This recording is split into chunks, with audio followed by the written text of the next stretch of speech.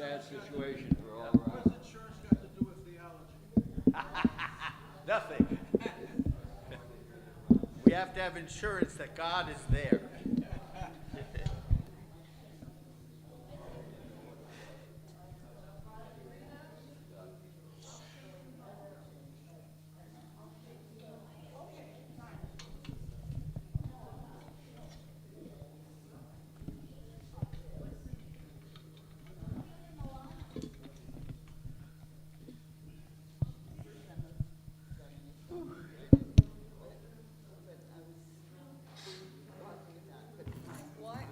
Why does he have to wait so long to come here? And now my muscles all hurt. I don't mean to pry. No. The U.S., it takes a very long time for the U.S. to process visas.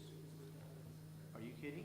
To come into this country legally from a third world country, any third world country, is enormously difficult. Is that because of Trump or is Biden also? Before him, but it's going to be worse now. I wish he would just go to state. You and me both. He's You and me. selling citizenships. You're talking about what, hundreds of millions of dollars? 5 million. Yep. So some of our members are not here today because they're at the Reagan. Yeah, that's a shame. 'cause it's I the know. It's the intro. If I had known that, I would have done one more day of, Of diaspora. yeah, probably. But it's okay. It's all right. You'll be you the know. lucky one. Yeah. How did you They're at some excursion to the Skur Bar. How did you meet? I'll have to tell you. I was Never supposed to, told. but I would love to know because Yes. I'm romantic. I am. I'm a big romantic. Yes. Yes. Okay, folks, okay for me to start? Sure. Okay, so we're going to start theology today.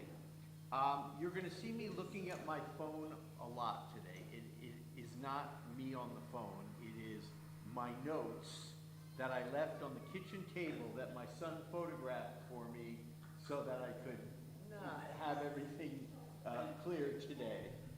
So that's why I'm looking at my phone, because I have my notes on my phone instead of in front of me. Okay.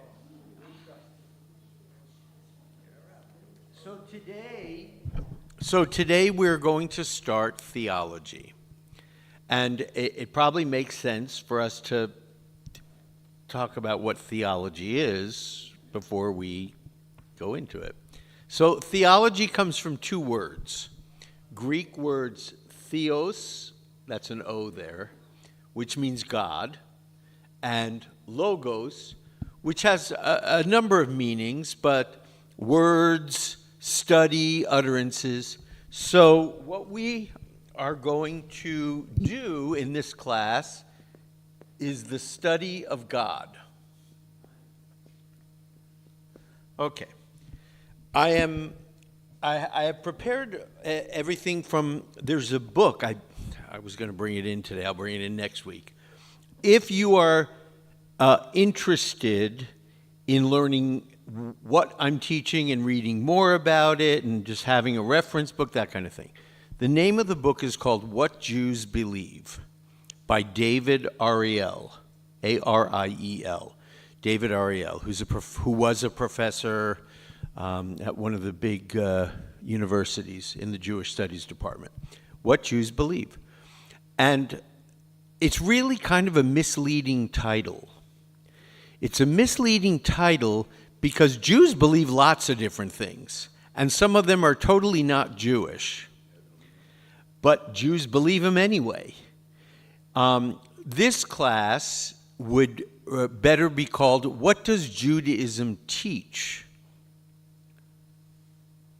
What do our authentic texts teach about God and about everything else that we're going to discuss?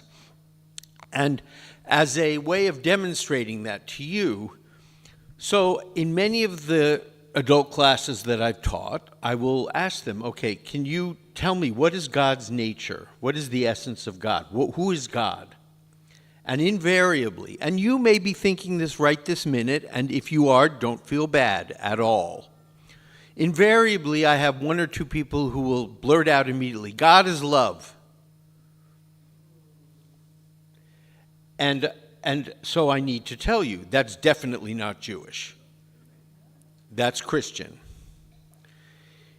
But Christianity has pervaded our lives so much that it has crept into some Jewish people's thinking who didn't know any better and who weren't taught any better. It's not your fault. No one ever teaches this stuff.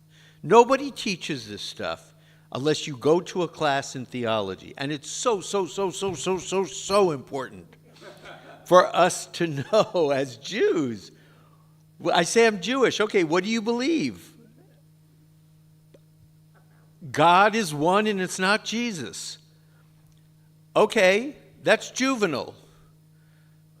That's what a child would say. As adults, we need to know a lot more than that. So if you can say, I'm Jewish, and I know what I believe about God and about everything else. So that's what we are going to do. Each week, we're going to discuss a different topic that relates to God and talk about how in fact that topic relates and what Judaism teaches about that topic. Okay, so for instance, we're going to discuss God, of course. We're going to discuss human destiny. In other words, how are human beings created? We're going to discuss, of course, the big topic, good and evil. We're going to discuss the idea of us being the chosen people, and what do we do with that in 2025? We're going to discuss the Torah. We're going to discuss the mitzvot. We're going to discuss angels and demons. We're going to discuss the emergence of monotheism in the world. So these are topics for the coming weeks. And we will be looking at all of these different things. Okay. So, how do we start theology? We start theology by me telling you, as a Jew, in many cases, in most cases, you have the ability to choose what you believe. Now, I just told you, well, Jews believe crazy things, right?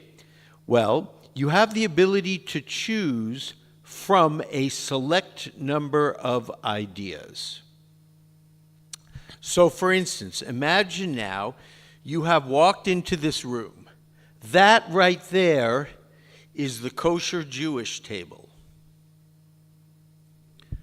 The table on that side, the non-existent table on that side, that's the treifa table. Okay? Now, I'm not making a judgment against treifa. Treifa doesn't mean bad. It just means that's the treifa table and that's the kosher table. As a Jew, you could choose food from either table. I'm not going to judge you. I don't care if you go over there and you have the shrimp or the cheeseburger or whatever. I don't care. That's none of my business. It's between you and God. None of my business at all. But when in terms of theology, and obviously I was using the tables as metaphors for theology, there are ideas on the kosher table about God and everything that has to do with God. And there are ideas on the treifa table. As a Jew, you can choose from the treifa table if you want. My job here is to teach you what is on the kosher table. So these are what is authentic in Judaism. And what I mean by authentic is, do we find it in our authoritative texts? Do we find these ideas in our authoritative texts? And what are our authoritative texts? Torah, Mishnah, Gemara. Mishnah and Gemara together equal what? Talmud. Okay, what else?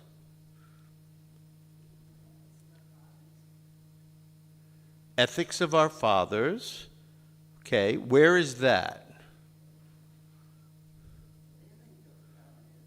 Yes, it's in the Talmud. Very good. So, only the Torah?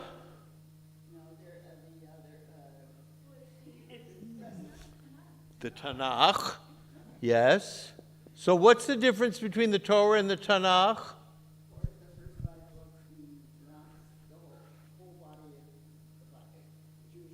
Good. The Tanakh is the Hebrew Bible. The Torah is not the Hebrew Bible. The Torah is the first third of the Hebrew Bible.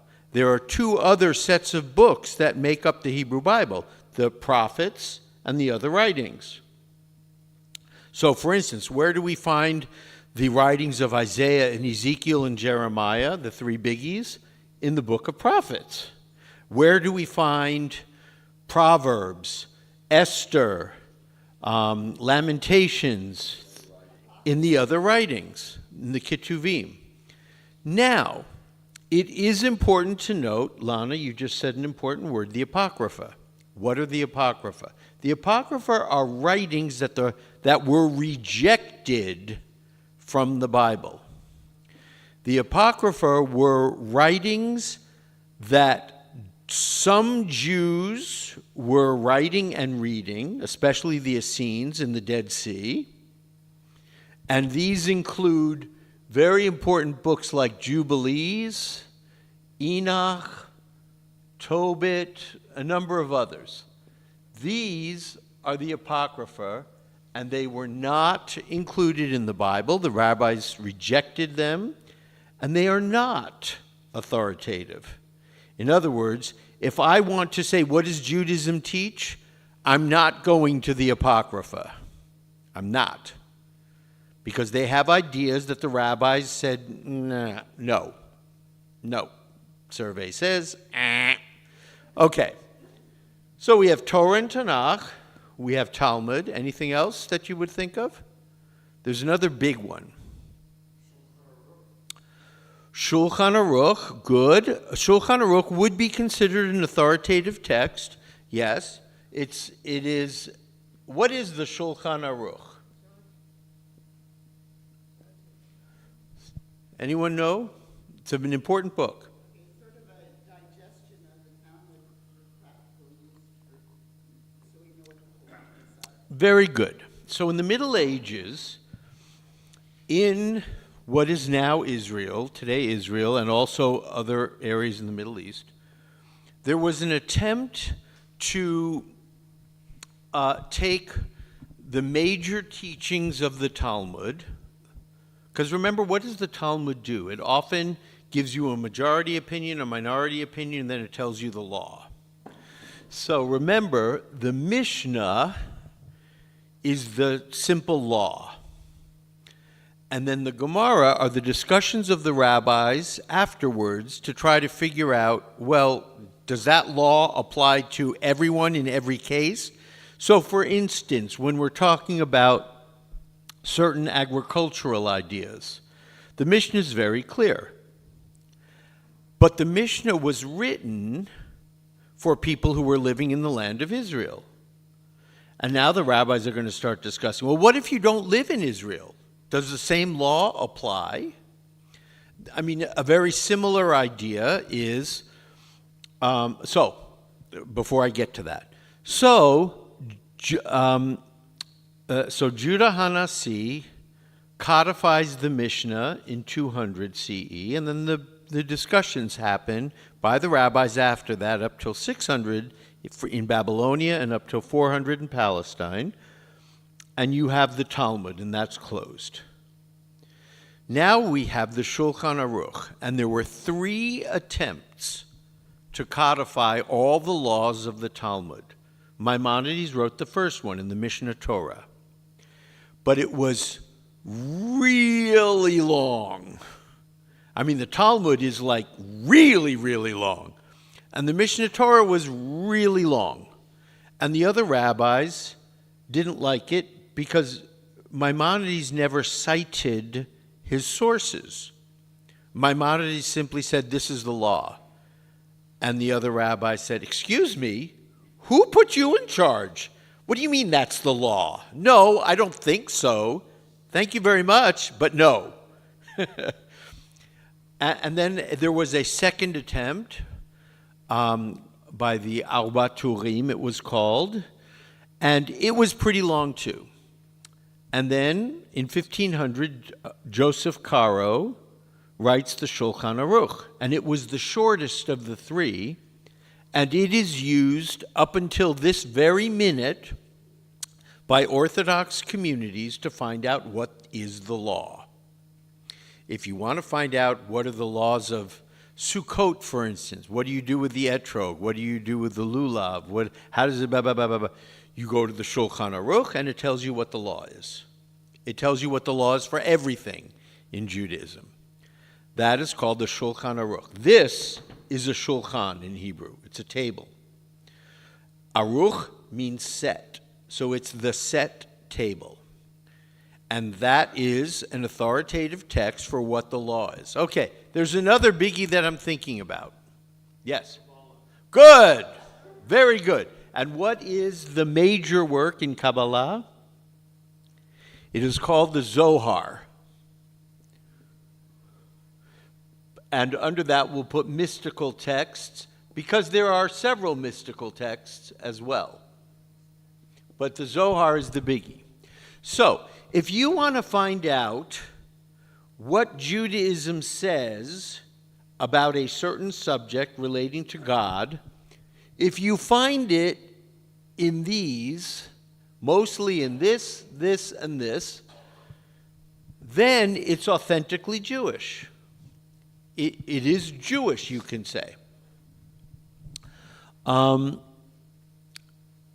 so we are going to be discussing what is on the kosher, authentically Jewish table in terms of ideas about all of those various subjects. How did they come about? How did they get here? Okay. Now,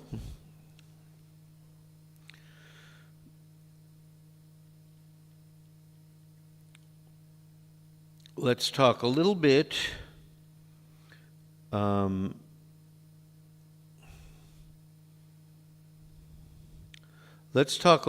about how we understand these ideas. So, really, when we are discussing theology and ideas about God, we have to be thinking about what Jews are we talking about at what point in history. Because our ideas about God have been greatly, greatly influenced along the way by various traditions that have invaded us. We have been invaded, conquered, occupied, and we have co-opted various ideas from other civilizations. Right? Very clearly, our Noah story isn't the first story about a flood, by far. And we co-opted that story from another civilization. There were many, many civilizations, especially the Sumerians, the Egyptians, who came around before we did. We weren't early on the scene. We were kind of late-ish on the scene. We came into being as a people, and we were surrounded by other peoples who had already been there, who already had an established culture, who already had an established religion, who already had established origin stories, all kinds of things. And we're like, oh, well, they believe that, they believe that. Well, what do we believe? And so our tradition had to come up with our origin story. And our origin stories, as you well know, are not there were different ideas about our origin story. So in other words, Adam and Eve, we have two stories about Adam and Eve, and they're different from each other. And we have two stories about Noah, and they're different from each other. And so we were trying to figure out our origin stories.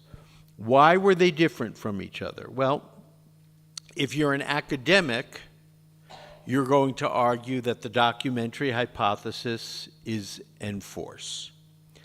Do we know what the documentary hypothesis is? There are 4 authors, basically. Good. All right. So, if we're talking about the documentary hypothesis, there was an hypothesis that was put forward in the late 1800s by Julius Wellhausen. And what it says is our Torah was not written by God. It was written by at least 4 different people at different times in history, and then it was put together at a certain point in history and edited so that everything reads like a single document. The rabbis knew there was a problem early on. How did the rabbis know there was a problem? Because in our Torah, God has 2 names. What are the names for God in the Torah? Yes. Right, and Elohim. Adonai and Elohim.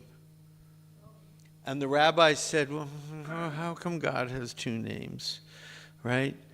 And what the rabbis said was, well, because the rabbis couldn't entertain the possibility that the Torah was not written by God. That was not a possibility. So what the rabbis looked, and they found out everywhere that Adonai is used as God's name, they're talking about something relating to God's mercy or his merciful side. Whenever Elohim is used, they're talking about something that's relating to God's side of justice. God is punishing somebody. Now, what Wellhausen figured out very early on is that you can separate the stories where Adonai is used and where Elohim is used, and if you take them apart from each other, you can go from point A to B to C to D, E, F, G, all with Adonai. You don't need the Elohim stories. The Adonai stories form a complete series. And the same thing with the Elohim stories. So, the hypothesis says that when David's kingdom was destroyed, so King David lives when? 1000. Good. When does Solomon live? Good. Late 900s. 970, okay. When David dies, Solomon takes over his kingdom. When Solomon dies, what happens? It breaks apart. So we'll recall Jewish history that when Solomon dies, his generals come to him and the aristocracy of the kingdom. Remember that, I should backtrack. David's kingdom was kind of smallish. Solomon enlarges the kingdom and makes it much bigger. He amasses a big army. He amasses lots of money. And he puts the people to work. And a lot of wives, yes. And a lot of horses. In other words, Solomon does exactly what the Torah says he should not do. But he does it anyway. He's regarded by all of us. Oh, he was a very wise king, because we only look at the story about him splitting the baby. And we say, oh, Solomon the wise. Right? But Solomon did a lot of things he was not supposed to as king. There is what is called in the Torah the King's Scroll. And what does the King's Scroll say?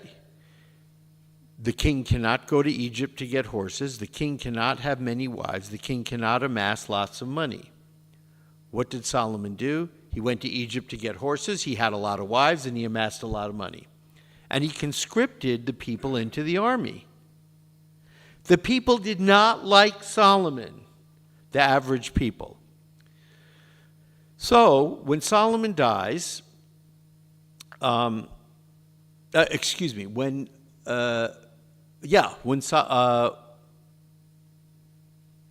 Solomon dies, the kingdom splits into two. His son Rehoboam rules in the south, which is called Judah, and his top general Jeroboam rules in the north, which is called Israel. So you have Israel and you have Judah. You have the split kingdom, right? You have Judah in the south, and you have Israel in the north. Okay. Are those roughly the same boundaries? As Current Israel? Israel is not split. How do you mean? Was the ancient kingdom similar to what is now? No. Much larger. Yes. Yeah. So what Wellhausen's hypothesis said is that the Elohim stories originated in the northern kingdom, and the Adonai stories originated from Judah. Each kingdom had its own set of stories about God. And at some point in history, all of those stories were collated, edited, put together to form one document that we call the Torah. When did that happen? Probably it happened during the Babylonian exile. Because what happened? In 721, the BCE, the northern kingdom is destroyed by the Assyrians. The 10 tribes in the north are dispersed, hence the 10 lost tribes, and some go down into the south, into Judah. The people who came down to Judah most probably took all of their important documents that they had in the north and they brought them down to Judah. In 586, Judah is destroyed by the Babylonians.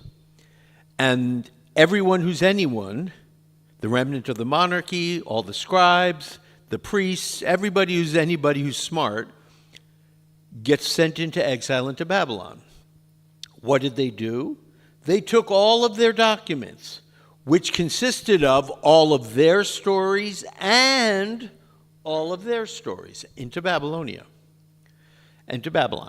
And so now they had 40 years in Babylon, right? And the idea is that at some point, these intelligent people sat down and said, look, we don't know if we're ever going back. We better put all our documents together so that we have a history of our people, because it might get lost. We don't know if we're ever going to go back. We don't know if we're going to die off here.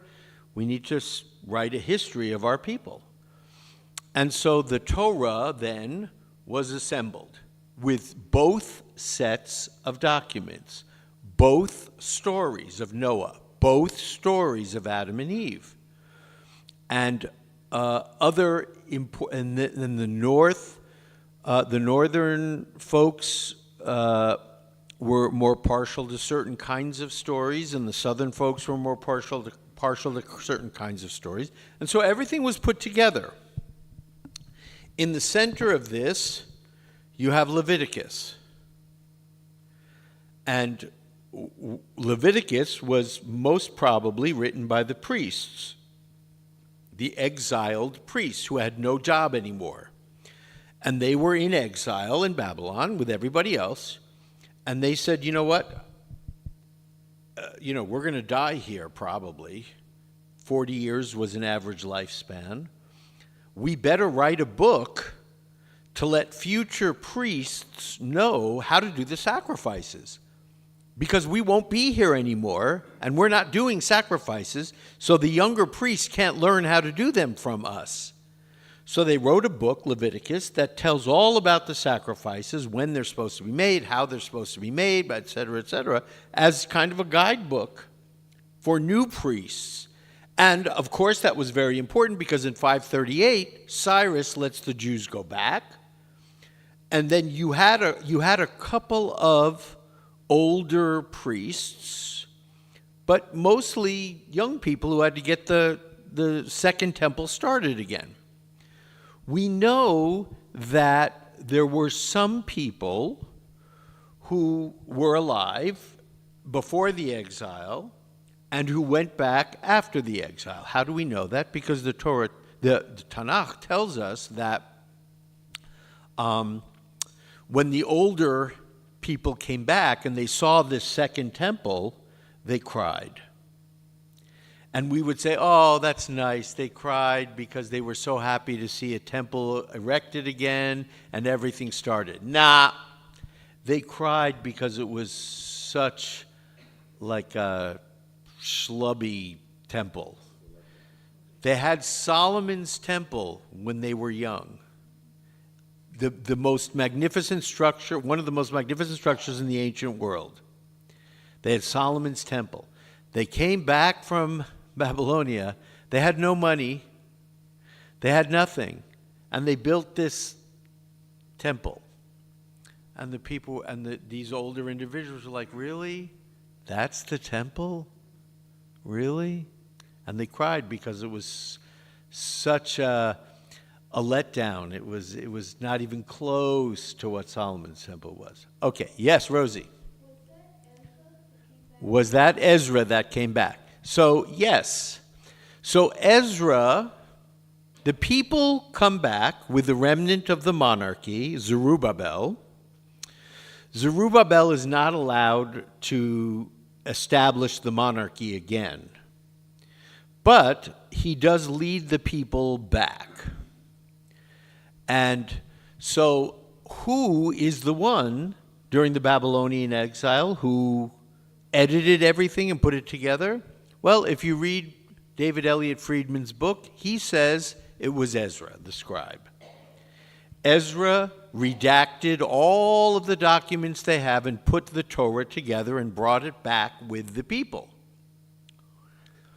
And so then we know that Ezra gets back and he has the Torah, he has everything with him, and he says to the people, especially the men, they go back to Israel, and the men have all married Canaanite wives, not all of them, but a lot.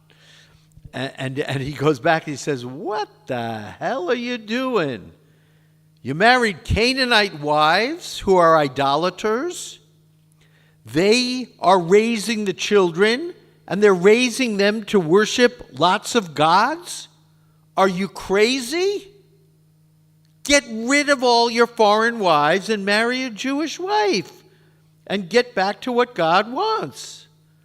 And by all accounts, the men stuck their middle finger out at him and said, no, I'm not getting rid of my wife. Sorry, not going to happen.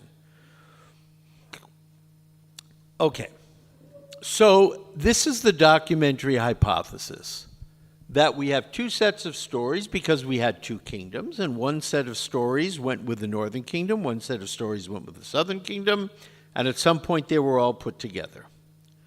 That's why we have two sets of certain stories, and what subsequent people did to Wellshausen's research was you can absolutely separate out in the Torah which stories came from which kingdom. And you can read those stories as a complete narrative, and you can read the other stories as a complete narrative. But Ezra was very clever in that he combined everything so that if you're not carefully looking at the Torah, you just read right through it and you go, oh, okay, this happens, this happens, this happens, this happens, this happens. All right. Okay, now let's talk, yes? When Solomon passes on, and the empire is split,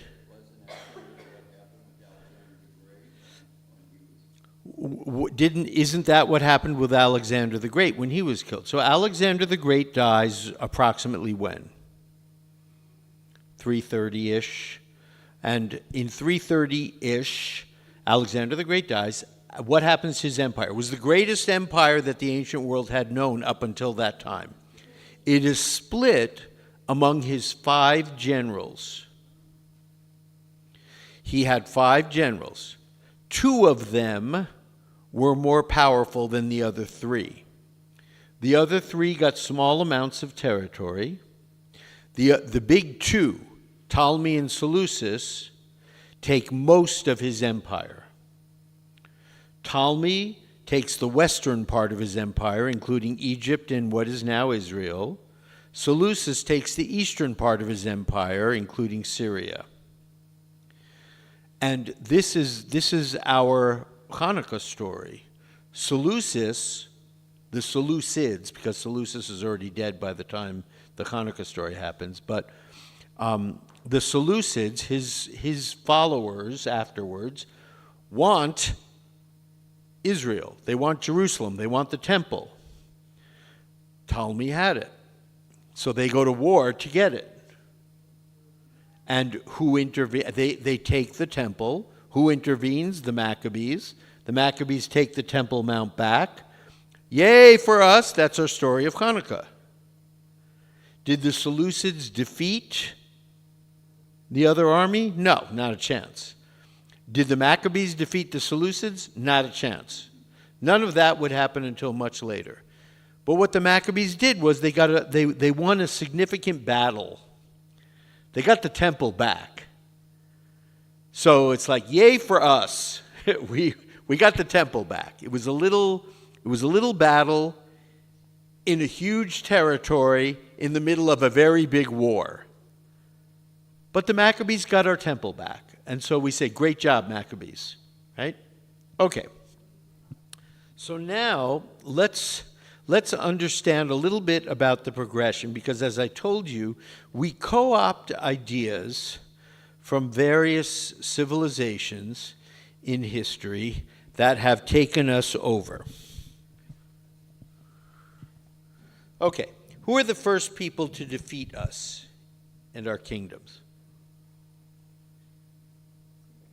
The Assyrians.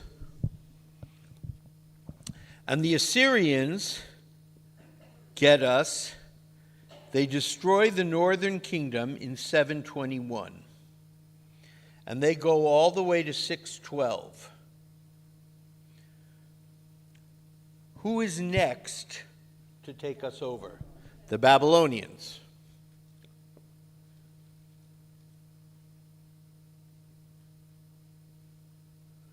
Okay. The Babylonians take us over, and as an example of how that affects our theology, we're going to have a whole class on this. It's super interesting, one of my favorite things. So, what is the religion of Babylon? What was the religion of Babylon? And the religion of the area, a major religion in the area today. Zoroastrianism, very good. Preview, I'm going to do a class on Zoroastrianism because it's so important. But basically, what does Zoroastrianism teach? It teaches a dualistic cosmology. There is a good God up above, Ahura Mazda, who is responsible for good in the world. Then there is a lesser God, a demiurge, who is responsible for evil in the world.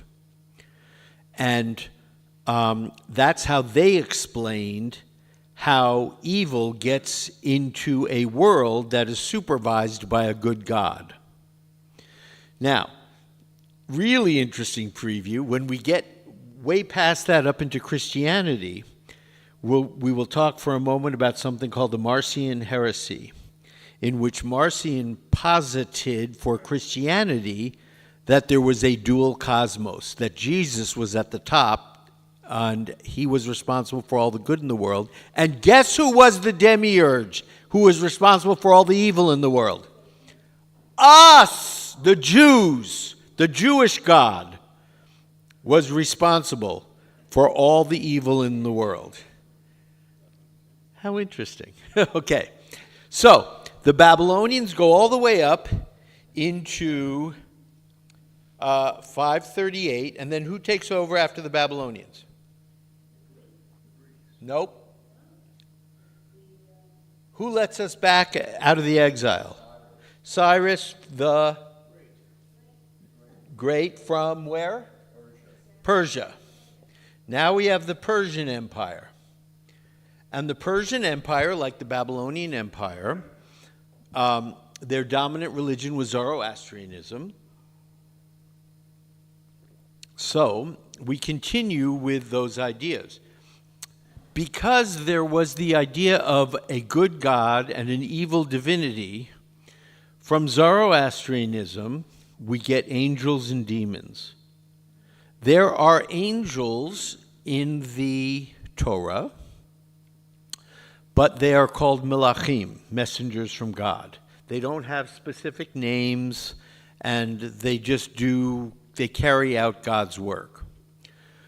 After the exiles come back from Babylonia, they bring with them ideas from Zoroastrianism about angels and demons. And all of a sudden now, we have lots of information about angels and demons. We have the names of the demons. We have names for angels. We have all kinds of interesting, really interesting material that starts making its way into Judaism. A lot of it gets put into the Apocrypha. And the rabbis said, no. But a lot of it made its way into typical Jewish society. Remember that at that time, and for a long time after, Jews, the major portion of Jews were educated or uneducated. Uneducated. So, uneducated groups generally believe a lot of things that educated groups will reject. A lot of superstitions and folklore. The evil eye, yes. These kinds of things from Eastern Europe, of course. Remember, a little excursus on the side. Remember when the Jews from Eastern Europe migrate to the United States, early 1900s, they were looked upon, they were just, the Jews who are already here, who had immigrated from Germany, who were assimilated and wealthy, had risen to a certain stature, especially in New York. They looked at these new Jews with horror. So you believe what? These like country things? What? They were so embarrassed by them. The Jews were uneducated in ancient times. The rabbis were the educated class, the scribes, the priests, they were the educated class. Everyone else was just like normal folk. They were farmers, they were peasants, they were, they were just normal folk. They were not educated. Okay, so we get the idea of angels and demons.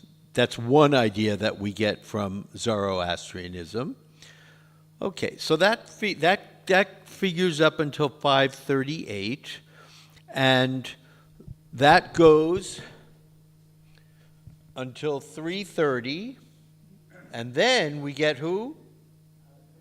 Then we get Alexander the Great. Then we get the Greeks. What did our theology get from the Greeks? And Hellenism. We got lots of stuff. But one major idea is the soul. Concepts about the soul. We didn't have anything like that. In Judaism, we didn't have anything like that. I would say what I bet 90%, maybe 100% of us in this room believe right this minute, the idea that our body goes to the ground and our soul goes up to God, that's Plato, folks. That's 100% Plato. Plato's disembodied soul. And we co-opted it and made it Jewish. Okay, so we have the Greeks. And then, after the Greeks, comes who? Very good, very good, very good. And 146, then we get the Romans. And the Romans go all the way to 475 when the Roman Empire collapses. Okay, and during the Roman period, what do we have? We have the emerging religion of Christianity. And we have the rabbis. And so that's right about here, the rabbis.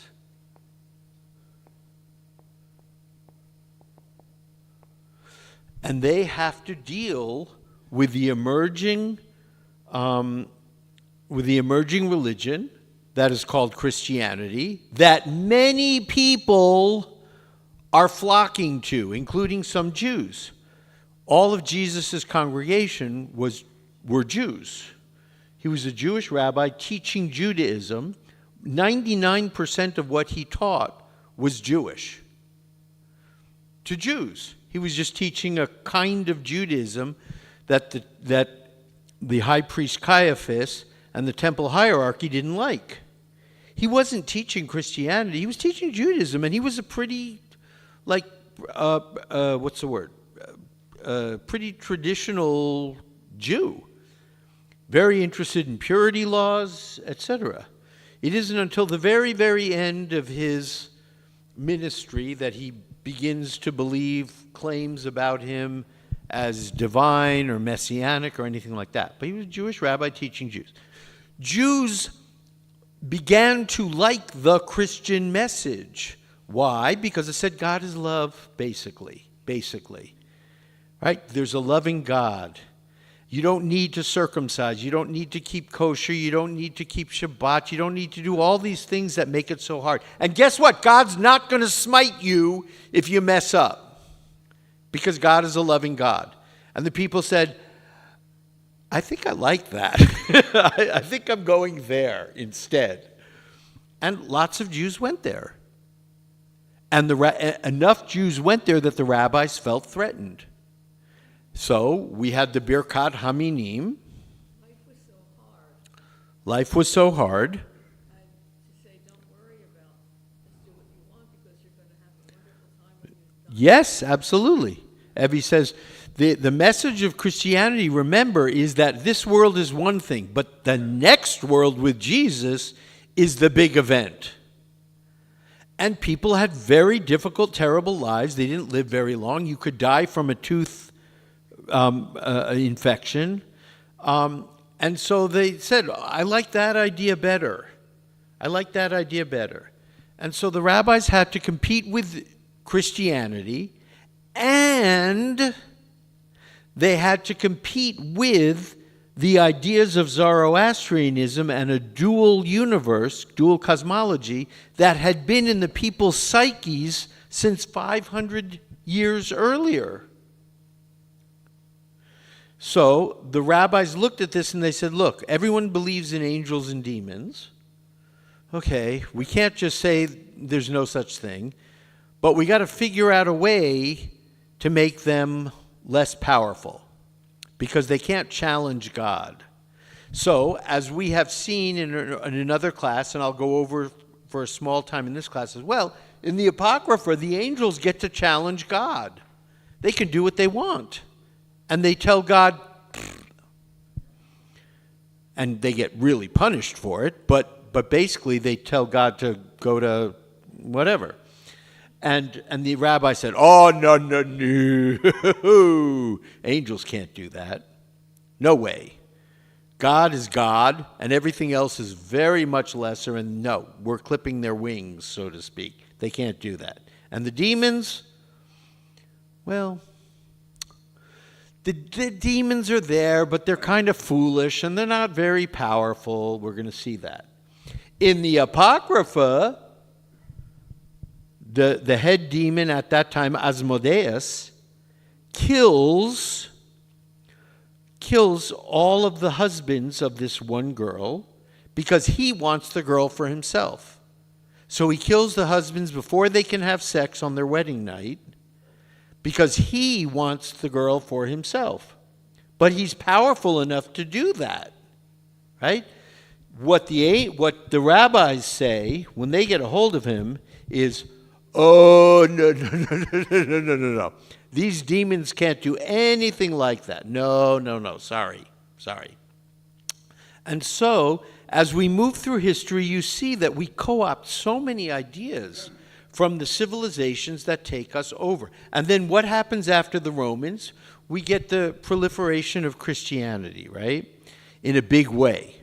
And then Islam in 600.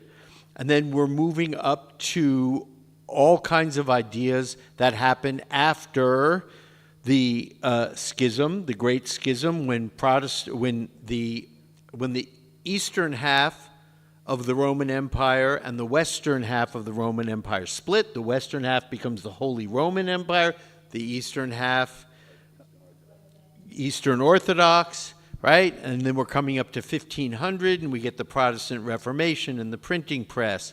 And the Kabbalah, the proliferation of the Kabbalah. So if you were, this is going to surprise you, if you were a Jew in medieval Europe in the Middle Ages, and you were asked, what happens after you die? What do you think the answer is?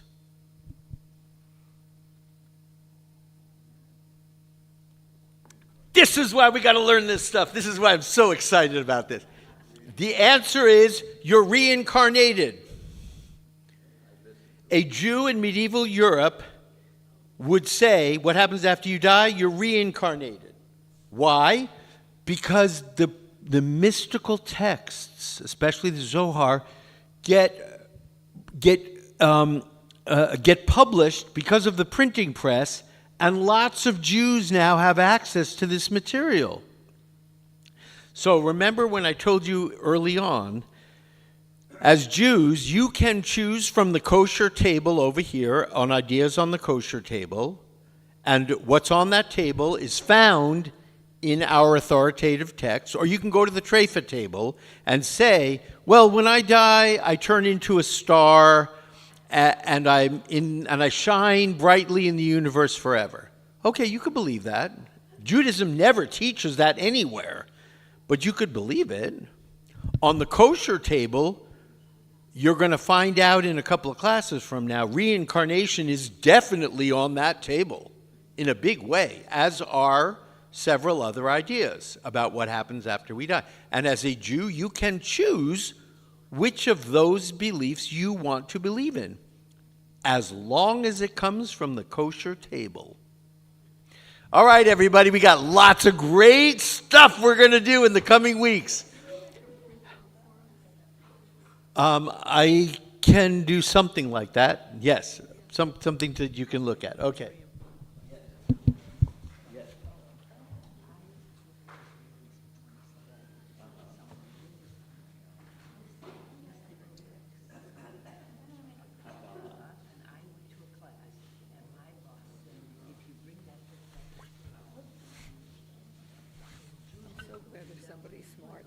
Absolutely, they do. All adult learning.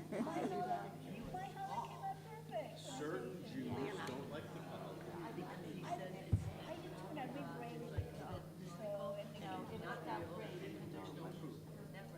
No, it's just he doesn't like it. You talk to a whole, but if you deal with a whole bunch of Hasidim, they're all into the mystery. Oh, yeah. Yeah. My daughter was fascinated with Solomon and his portrayals that Hang on 1 second. Hi, honey, can I call you back in just a minute? Okay, is it important? Okay, good. All right. she wrote her doctoral dissertation on the commentaries on Solomon. Thank you. Wonderful, yes. Yeah. There's a lot of information. Right. This coming week, Yes. my son and his partner. I'm gonna who do is the a same thing as pastor you, in Judy. Sausalito, are Oh, I know. coming to What's visit wrong me with for this? a week or so. So I talked to, his name is Paul, and I told him about this class we're going to be doing with theology, and I thought he might be interested. And he said he would be for the one meeting next week. I just wanted to know if that's Absolutely okay with me. Okay, great, okay. Evie, if you want to take a picture of this for your phone, Yeah, we're gonna do that. but I will try to print something up. Got it? Okay. Do you want to walk me to the car because I've got? Sure. Bye-bye, have a good day, everyone.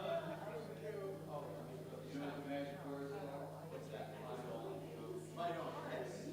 Yes, let me just throw this out. Yes. I remember a little bit after Erasmusism.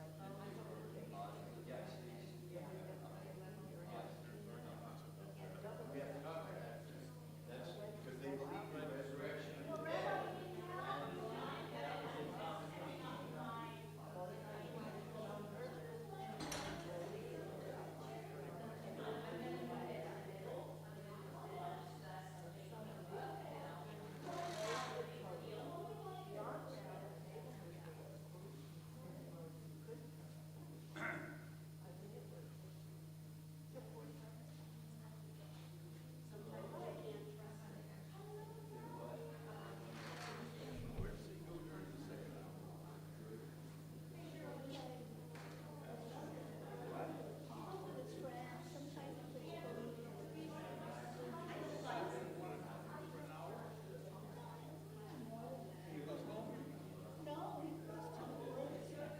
But anyway, he's gonna stay here.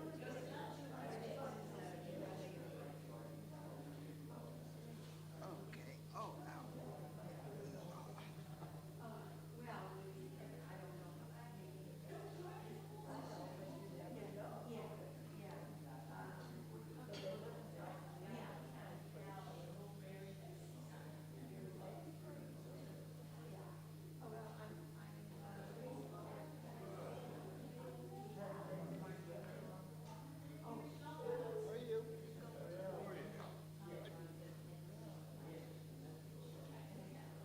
Bertie, you want some more coffee? Can I get you some?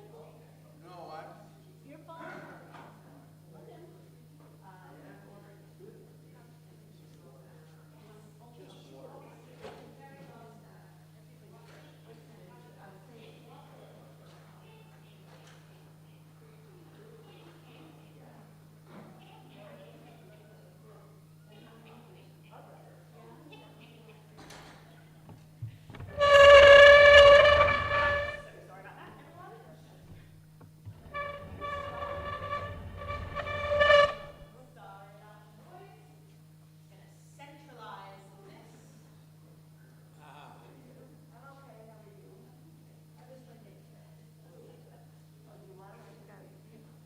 Got all the answers, everything, I don't have one.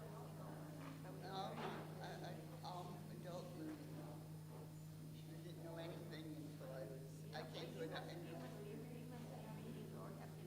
You're pushing on us. A lot of classes, and I have a Jewish library. There you go, thank you. I'm always amazed at what you know.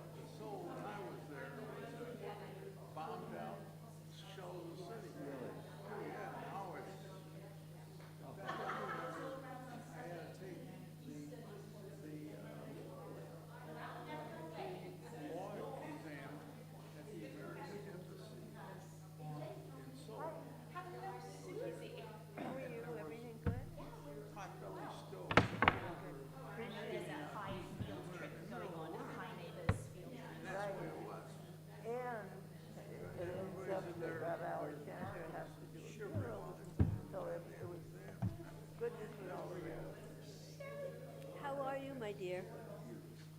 Very well. Better to get to see you. Thank you. I miss you. How old are your children now? 3 and 5. Oh, no. Oh, no. But perfect, a boy and a girl. Yeah. That's what I heard. And they're getting on well now that Lila has English. Oh, Lila? Yeah, Lila's the 3-year-old. And Jonah is the... And he's in kindergarten? TK. Oh, Almost in oh, so kindergarten. He's here. Oh, good for you. CWC and Lila's at Ariel. Oh, how nice. They're both within 100 feet of me right now. So if I get a message that says pick them up, one of them has Are you going to come back working or not? So I'm working full-time at Hillel in Northridge right now. Oh, Northridge. So I just took an hour off from that job so I could be with you. Oh, how So I nice. always Yes, try to say yes for yes, yes. Yeah. Miss you. Yeah, miss you too. This one should be quite fun.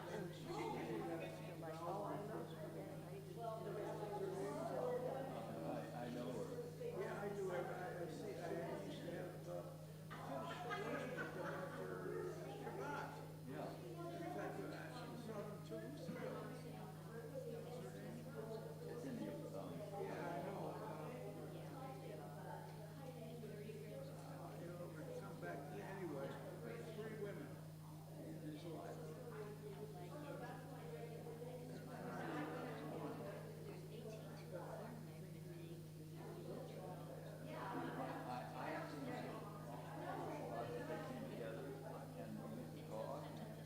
baseball and life, just joking around with kids like that. And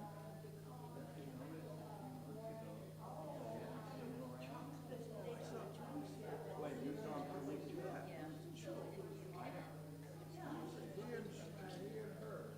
weeks ago? Let me know whenever wants to start. Go for it.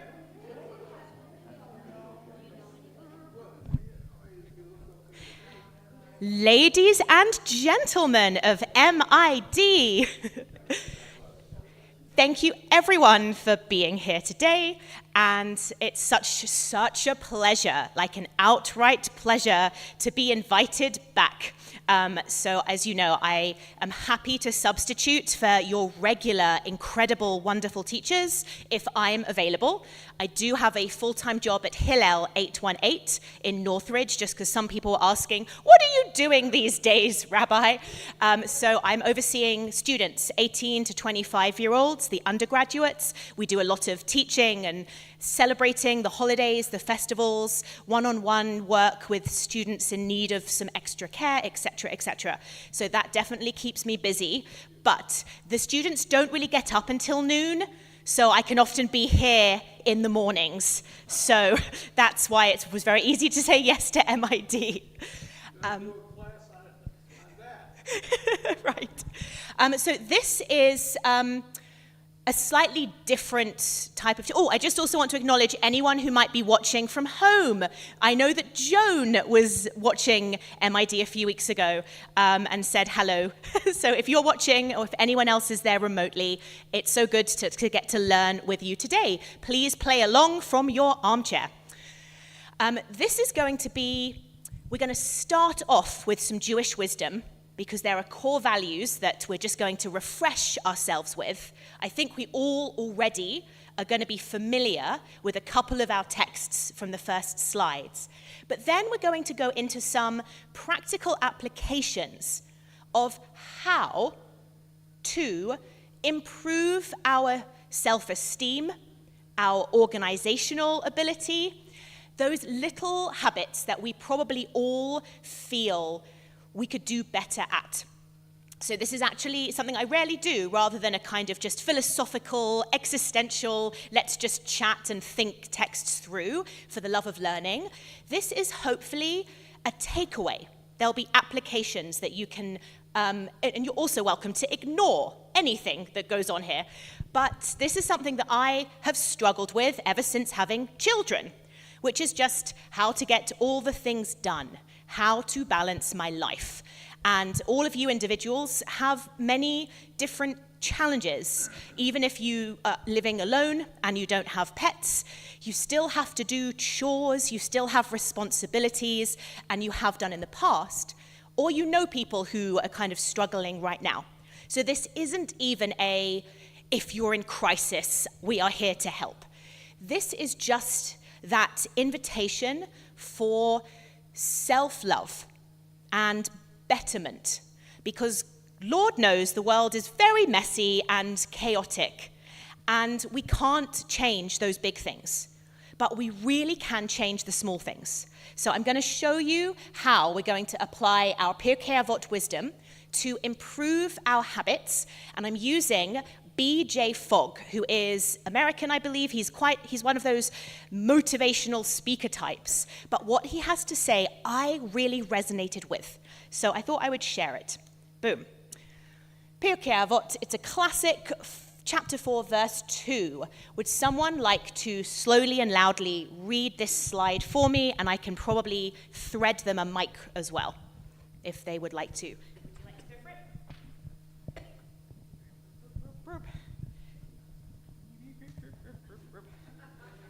Yeah, that's good. We're getting it done. Should I start with the bottom? So the bottom is more just fun. You can start with Ben Azai. Well, I wanted to start with fun. We'll end with fun. Okay. Ben Azai said, "Run to perform even a minor mitzvah and flee from bad behaviors. For one mitzvah leads to another mitzvah, and bad behavior leads to more bad behavior. For the reward of a mitzvah is a mitzvah, and the reward of bad behavior is bad behavior. Since no good deed goes unpunished, be careful not to do any good deeds." That was just some frivolity for you there. But yeah, would anyone like to help us just think through what is this saying? What is Rabbi Ben Azai suggesting here? And do we resonate with any of these statements? Shirley. Perform something minor, like helping an old lady across the street, an old lady, crossing to help them, that's a minor mitzvah. Just do something, or you see, I always pick up cans from the street, I'm a cleanup lady in my neighborhood, I carry a plastic bag with me. Oh. And I'll say that out loud as well so people can hear it, but yes. Yes, so just something small that Yes. Thank you for noticing the smallness of that. If everyone heard, Shirley looks for those small things, helping an elderly person across the road. And what she also said really illustrates the point. She said, and she might not have even realized this, I always pick up cans and trash. This is something that is a habit. She's not just done it once. You know, like you're walking down the street, you're in your neighborhood or your park or your synagogue and you see a can or some trash. What tends to happen is if that's what you do, you tend to do it more than once because it becomes a value. It becomes a positive behavior. So it's not this radical, huge ask of, I gave $2,000 to the sisterhood. Hope we all can do huge things as well, because those huge one-offs are wonderful. Please to support Torah Fund and Mishlach Manot, all the plugs. But it's something that Shirley can do because it's easy, but you're able to do it a lot, and it does make a difference, because probably over your life, you've picked up thousands of bottles and cans, you've maybe recycled some, etc. And I know you all have examples of those little acts of kindness. And one mitzvah leads to another, because you get that little endorphin of like, ooh, I enjoyed this. Or maybe you don't even notice it, but then, like I said, it becomes habitualized and automatic. And again, I think a lot of us were saying like, oh, I do that too. Gary, did you have another example or a different take on this? If you get in a habit of doing good deeds. You're at the front, you can Okay. If you do one good deed and then another and another, you get in a habit of automatically doing good deeds. Whereas we know people who get bad habits and it leads to many other bad habits. Yes. I mean, I'm sorry to say that, but. No, it's true. I mean, this is the point. Thousands of years ago, the rabbis noticed the grooves in our brain. When you do something once, twice, 3 times, it becomes easier and easier to do it, and it becomes part of your personality, and your brain becomes addicted to it often. So if it's a good behavior, you find yourself continuing to do that. And if it's a bad behavior, you also, unfortunately, continue down that path. And again, we're talking small things, even a minor mitzvah, you know? Yeah. I just cleared a little bit of trash that the two of us. I can't stand looking at when you finish drinking, you finish eating. So I always collect the trash on Shabbat. Ding, ding, ding.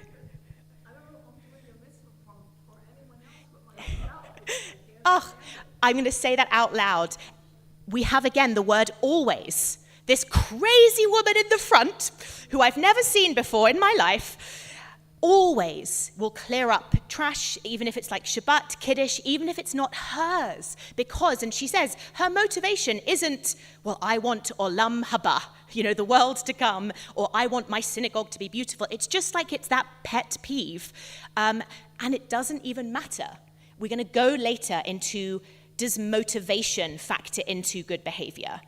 But it actually, the motivation matters less than the action, because no matter why you're doing it, you're bettering your environment and your mental health is improving because you can see in your space there's tidiness. So I love that. Final point from Lana, because I've got a lot of slides. A little longer. Okay. This resonates with me because when I joined Adat Ariel 53 years ago, one of the things I learned was it's better to do a half a mitzvah than none at all. Because if we do nothing, we disappear. And if we want our children to do this, you should continue. So I started with a half a mitzvah, lighting candles on Friday night, not at the right time. Well, that permeates into doing it the correct time. Then it permeated into having Shabbat dinner. And before you knew it, we were saying the Shulchan, all that. But it also permeates because as you learn about Judaism, it turns into the good mitzvahs that change you into a better human being. Like not, when I go to a store, I don't ask for to the price of something if I know I'm not going to purchase anything. So that's just, it just permeates everything. Beautiful living example. And I'm sure we can all think of just those little things where we started small, but it's the kind of rolling boulder effect. It gathers more and more moss or snow or wherever, and it does get bigger and bigger and easier until it's not even necessarily conscious. It's not a change you have to make. It's just, oh, this is how I live my life. So that is something we're going to hold in our minds when we go to the next slide, because there's a couple of different Pirkei Avot wisdom texts that are then going to kind of just stay in our heads as we go through an exercise. Boom. Classic Rabbi Hillel. Again, a lot of us are familiar with this. This is our Im ein ani li mili she'ani la'atzmi ma'ani ve'im lo achshav matai. If I'm not for myself, who will be there for me? You know, if I don't take responsibility, if I don't show up, if I don't do self-love, self-care, who's going to do it for me? But when I'm only for myself and I'm only doing selfish things, who am I? You know, like that's not being outward and taking care of others. So the balance, it needs to be there. And then our final, and I think in some ways most important, if not now, when? All those things we wish we could do, the small things, the big things, if we don't start them today, we'll have the same mentality tomorrow of putting them off. So again, hands up if you've heard this before. This is such a central tenet of Jewish thinking. There's some beautiful reflections on it. It's incredibly powerful because this is very personal. You know, the rabbis are often talking about Judaism, God, history, how to do commandments. And Hillel is being very personal and thinking, how do I get out of bed in the morning? How do I show up and take care of myself? Like it feels very small and practical. And his problem is procrastination. Otherwise, he wouldn't have needed to say, oh, and if not now, when? Like, you could just imagine that Hillel was maybe slightly anxious and slightly overwhelmed by all of his tasks in his life, and is trying to seek that balance. Because as we know, we can all get very overwhelmed with the problems of other people, and we forget to also clean our teeth in the morning. And like literally, I had to clean my teeth in the bathroom 10 minutes before I came here because I didn't have the chance because I was packing lunches for the kids, remembering all the stuff, et cetera, et cetera. And then I'm like, oh, I need to quickly do that because I don't want to teach and not feel that my mouth is sparkly clean. So, sometimes we're not enough for ourselves. And sometimes, as we know, we can get very caught up in our own little lives and not contribute enough to the world. But yeah, this is very much, I think, kind of one of those motivational posters kind of quotes. And our final thing, which again is, I think, part of the same thought exercise, comes from Rabbi Tarfon, which you also may well have seen multiple times before. This wonderful rabbi says, the day is short. The work is plentiful, like, too much stuff.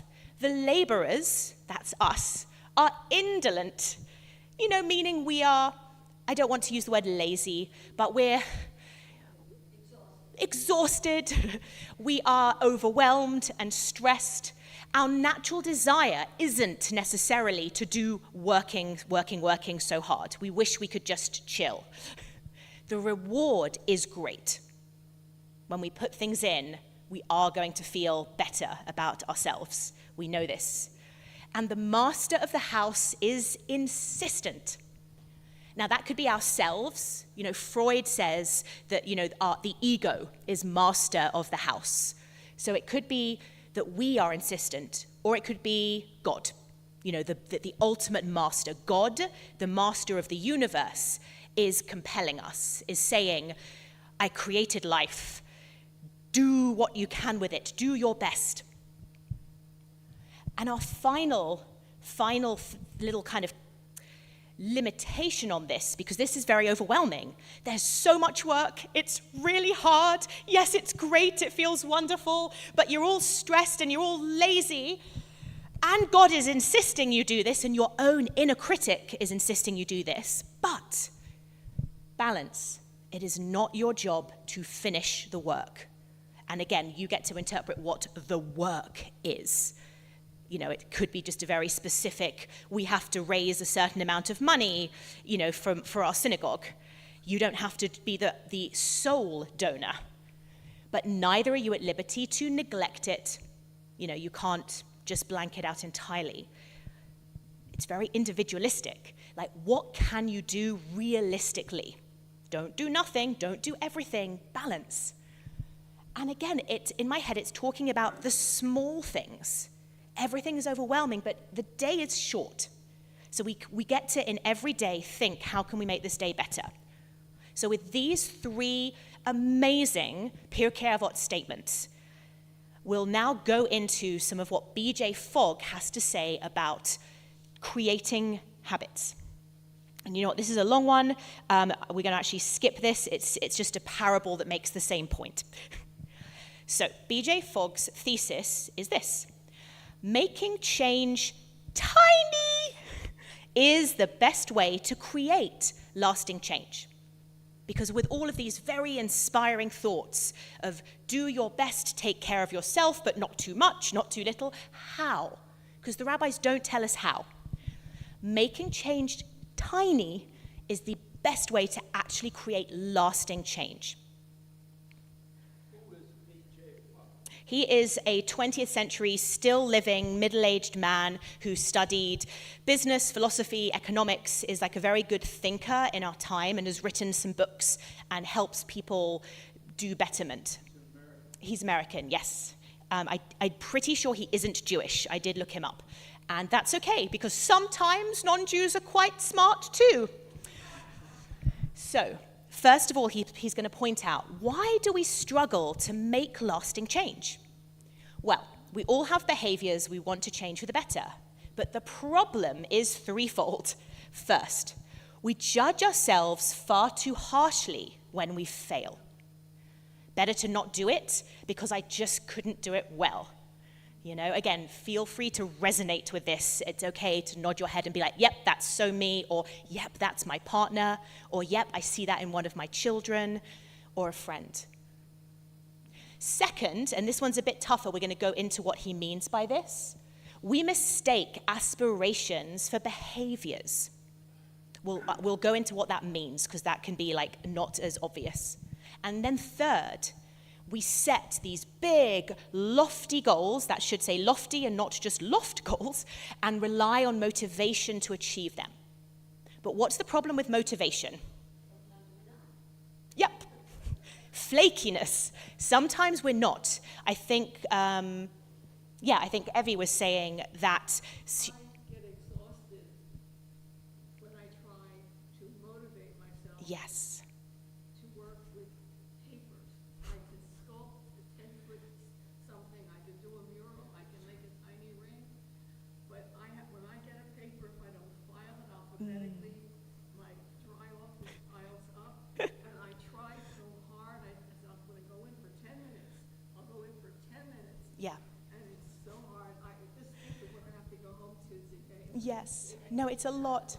Yeah, a lot of us are right there with Evie, the kind of the overwhelming of something that's very big. I've got a room full of clutter in my house, and I open it, and it stresses me out so much that I can't even take one thing away or throw it or tidy it. It's just too big. And also, again, motivation wavers, because there are some mornings we wake up full of beans, full of like, yeah, and there are other moments that we're tired or stressed or we just don't feel like it. So if it's a motivation-based action, it's just not going to be consistent. So we need something else to get us to do it, you know, what these changes are. And we're going to go through examples of this, so strap on in, and thank you for playing along. And also, again, if you ever have a question or a comment, like, please feel free. This is your learning. Please, yes. Confession, I'm not a good housekeeper. Really not. Anyway, and things tend to clutter up.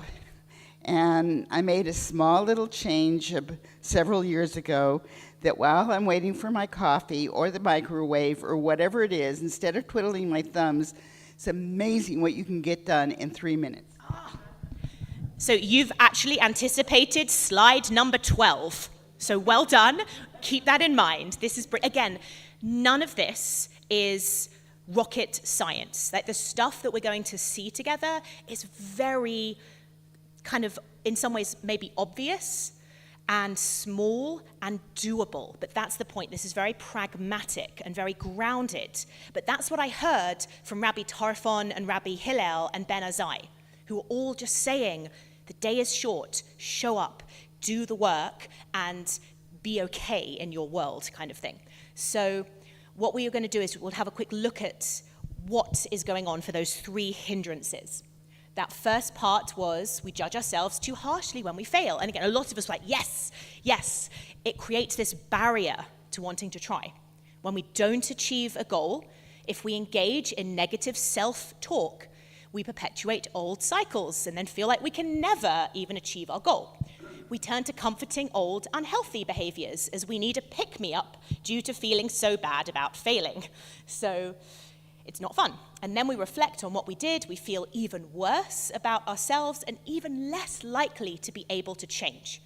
There's just this kind of negative spiral of feeling bad about the failure. So what would it be like to remove feeling bad? People don't change by feeling bad. How many of us have shamed ourselves into trying to be better?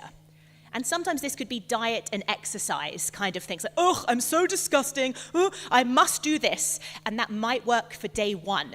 You know, okay, fine, tighten up. But deep down, you just were mean to yourself, to your precious, holy body and mind. And we don't resonate with that. You know, when you think about a child that you want them to do, if you scold them and make them feel awful, you're horrible, you're disgusting, you're messy, they're going to cry.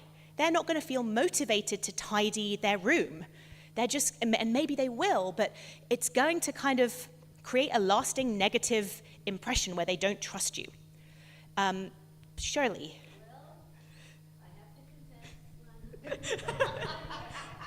No confession. My get up and go has gotten up and gone. And fortunately, my son and daughter-in-law have realized this. So they took it upon themselves. They're coming in once a week because I'm trying to get everything in order. I'm 86 years old and, they do revise the will and the this and the that, and nobody knows what tomorrow will bring. So they try to come over at least, not once a week, but maybe every week, and they got my kitchen in order. And I love it, but where did she do? She threw out all my spices. Not all of them were if it had a date that expired like a month ago, everything went. She sent me out of the house to the park with the kids, go out, and when I came back, I love it. Everything is organized, but I don't know where anything is now, and where did she put it? But they are trying because they know I need help. As I say, I just can't get up and do it. So, but they are a big help, but I'm going crazy trying to locate. She got rid of my good can opener. Well, I'm going looking, Firstly, if I had to guess your age, I would have genuinely said 60. And I'm genuinely inspired by just how wonderfully you are aging, Shirley. And thank you for that. This is real talk. This is meant to be applicable. You're meant to be going in your brains, ding, ding, ding. Is this me? How can I relate? How can I be honest with myself? And also be kind to myself. Because as you get older and as hurdles arise, again, we talked about disability last time, but if our bodies are slowing down mentally or physically with energy levels dropping, it's just harder to even do the normal things that you used to do very easily. And absolutely, for the big things, for the things that are literally too much, absolutely reach out, ask for help, ask for those younger, feisty individuals who are full of energy still. There's no shame in that at all. And this is we're not going to say you need to suddenly start running a marathon. The whole point of this is the tinier the better. So what I want to do is just get through a few more principles because we're going to go to practical application. And then again, please feel free to share more examples because this next slide, I think there was a lot of, what does aspirations versus behavior even look like? A behavior, according to Fogg, is something you can do right now. I can be polite, I can blow Ernie a kiss. Thank you. Right, that was, I just behaved sweetly, right? Or I could do it a little bit later. For instance, you could put, so again, here the problem is someone wants to get more sleep, better sleep, deeper sleep. So what you could do as your behavior is you put your phone on airplane mode, you silence it, you make sure no one's going to be texting you to get a better night's sleep. But an aspiration is impossible to achieve at a given moment because an aspiration is an idea. So it's me saying right now, I aspire to get better sleep. But if I don't take the behavior, then nothing's going to happen. So it just doesn't magically occur. The aspiration is the kind of initial feeling.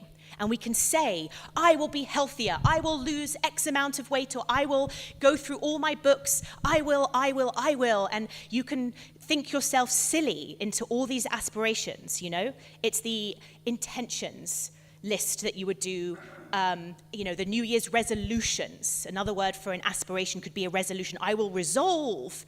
But that's all just mental gymnastics. Whoop-de-whoop-de-whoop. A behavior is physical and real. So a behavior happens when, and this is now going to be the next slide, or even in a few moments we're going to explain more what a behavior really is. That's going to be when motivation, ability, and a prompt converge simultaneously. Like this is where BJ Fogg really made me think and helped me. Because again, it's still all very well to say, do a behavior. But in the moment, when it's nighttime or in 3 days' time when you've got the task ahead of you that you hate, you might still not be able to do the behavior or want to, etc. So we're going to look at why we need these three elements: motivation, ability, and a prompt. We also just wanted to break down that motivation in itself isn't enough. The problem we've all experienced is motivation is unreliable. It's great in the beginning, especially when you research a new behavior, but without a trigger or the ability to do the behavior, motivation won't take us where we need to go. And we will look at what the trigger needs to be, by the way. We often assume that to get a behavior to happen, we need to focus on motivation, but really, motivation isn't as important as we think. Okay? It's definitely important, but when you keep on going, when you're a month down the line or 3 months down the line of your new habit, the motivation might fade. And in fact, it almost always does at some point. It's not enough. And what will happen is if you still have motivation, but you're not able to do the behavior for other reasons, you will then feel very bad. That's when you start to fail. And you're like, I can't control myself, because a lot of us really want to be tidier, or really want to walk longer, or really want to go to shul every week, or get to shul early every week. And so the motivation can be big, but we still find we can let ourselves down. Do people resonate with that? Sometimes, at least, because motivation isn't enough. And in fact, it can torture us because we'll just feel badly, and there's a kind of a dissonance in our brains. We want this, and yet we're not actually doing it physically, because motivation and behavior are very different things. BJ Fogg is going to say, let's see how we can encode new, tiny behaviors. And again, I just did another, we're going to forward that.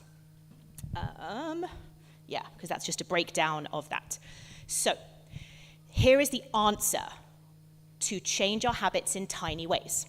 There's going to be 3 things that we're going to be encouraged to do. Number 1, find an anchor moment. What is an anchor moment? Glad you asked. An anchor moment is an existing routine, like brushing your teeth, or an event that happens regularly, like the sun setting. It could be external. The anchor moment reminds you to do the tiny behavior. Again, aspirations and motivations are kind of abstract and random, and sometimes you remember them, but sometimes you're busy. But if there is an anchor, that will then trigger, this is the trigger, that will trigger you to do the behavior. So again, if you notice, it's dark, that's your trigger to light Shabbat candles. Congratulations, Lana. Again, if you're trying to do, and again, we're going to look at some of the actions we can take, but if there's something you do every day, if you're heating up something every day and your microwave is always going to take 2 minutes or 3 minutes, pressing start on your microwave button is your anchor moment. Because it's a behavior, it's something you already do. So it's nothing new. It's something you naturally do automatically without thinking. You have to do it to get your food to taste good, to defrost it or to warm it up. That's your trigger to say, I now have the 2 minutes or 3 minutes. I can now dust one shelf. So your anchor moment is something you're already doing naturally, that's easy, that's small, that's regular. And you get to choose it because everyone's lives are different. Then, having identified your anchor moment, make the behavior you want tiny. And we're going to do examples of this. You focus on really small actions that you can do in less than 30 seconds, ideally, such as, and again, these are very sweet examples, such as flossing one tooth. Let's say this individual doesn't floss their teeth, and that's their behavior they want to add to their life. You don't want to say, I need you to floss every single tooth, because that can actually be overwhelming. You think about the big piles, the whole house being messy. It's genuinely too much.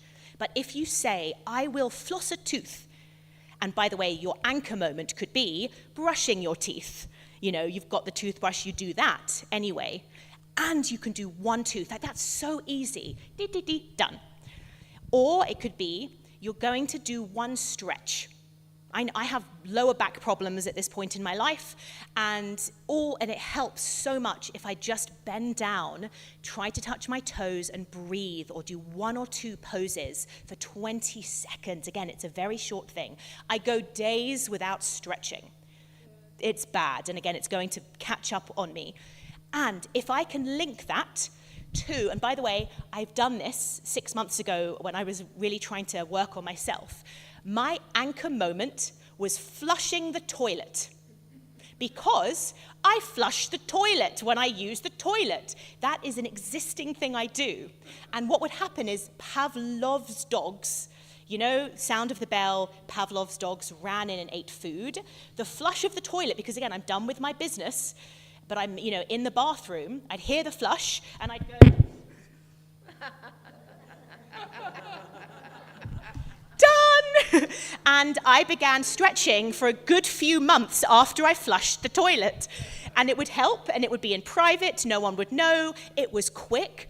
And of course, I then forgot a few months later, so I'm a bad person, but there is one tiny habit that I have been able to do, because I have done this personally, but that is a very good example of a practical application. Your anchor moment, your tiny behavior. Because notice, this wasn't, I will sign up for a 40-minute yoga class, or I will get my mat out, I will change into gym clothes, I will do lots of stuff that's too much, it's too long, I'll never get round to it. And this is the gorgeous thing, celebrate instantly.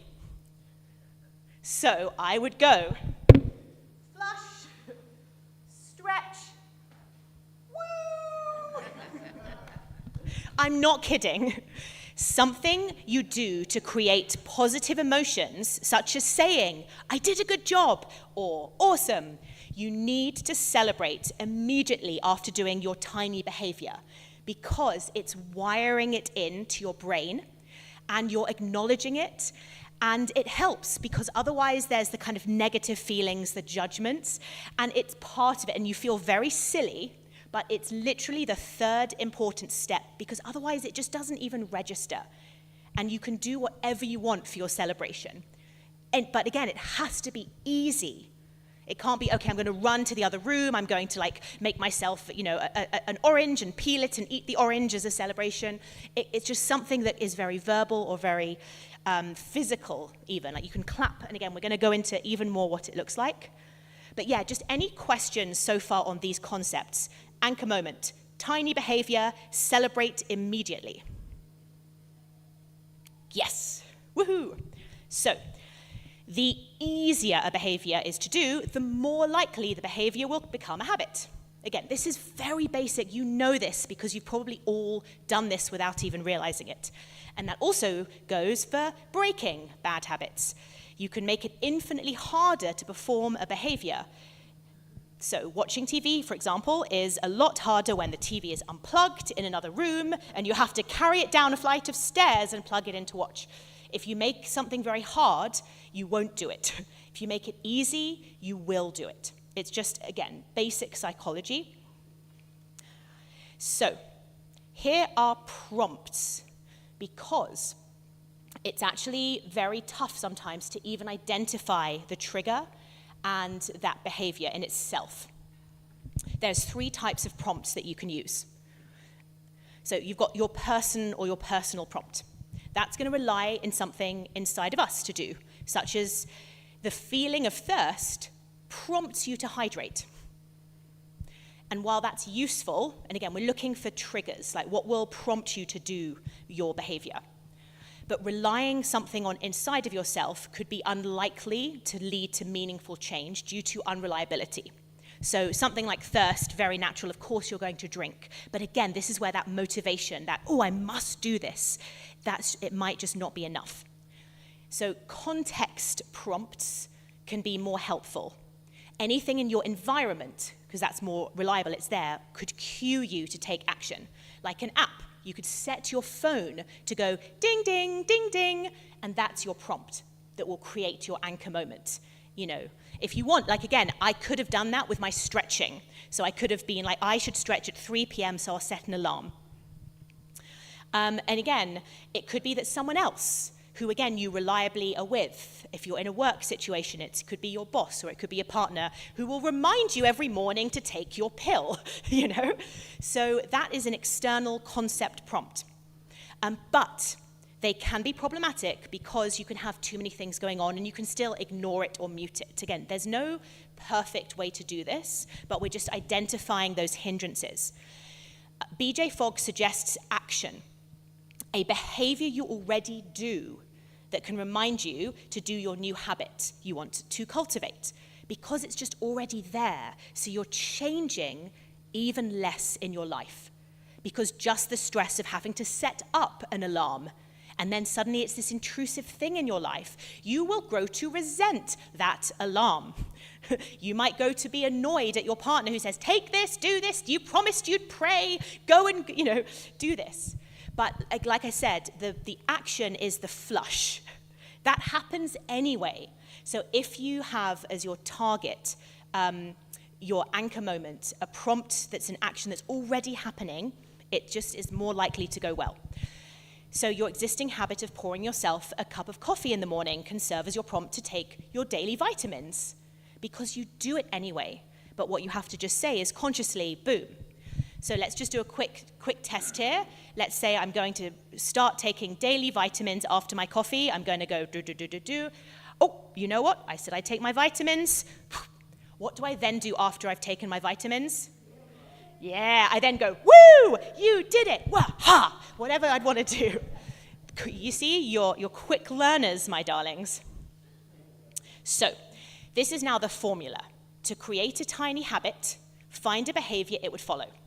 Once you have identified a new habit you want in your life, you create a tiny habit recipe. And this is something you can do to yourselves in your heads right now. So you would say, after I flush the toilet, pour the coffee, walk the dog or whatever, I will, and then this is where you could look at your life and say, what do I want to do? And then I will do new habit. That will be your formula. Does everyone get that? Like again, this is so simplistic and doable and easy. You can take pictures of this slide if you want. And again, we're talking tiny. As BJ Fogg said, it has to be small, it has to be incredibly easy. Otherwise, it could be overwhelming. But the mitzvah, one mitzvah leads to another. You know, mitzvah, gereret, mitzvah, avera, gereret, avera. That was